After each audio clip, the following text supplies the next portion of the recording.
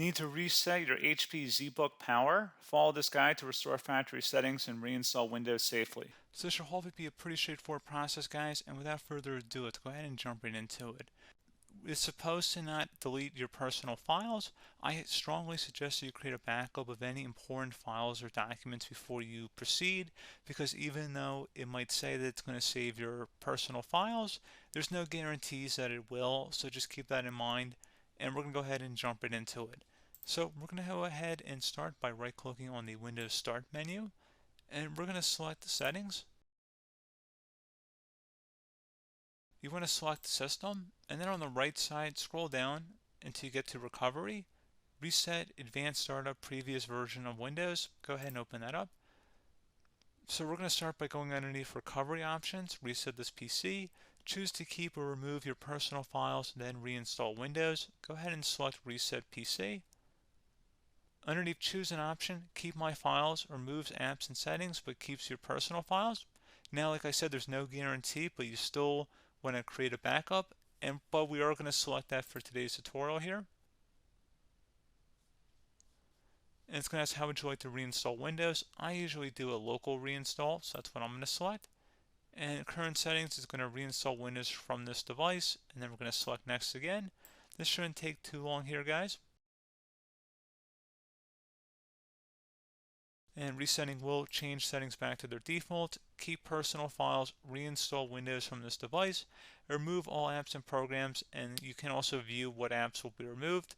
This will take some time and your PC will restart. These are the apps that will be removed, so take note of that. So you're definitely going to have to reinstall some stuff once it's done. So it looks like I accidentally closed out of there, so I'm just going to go back to exactly where we were.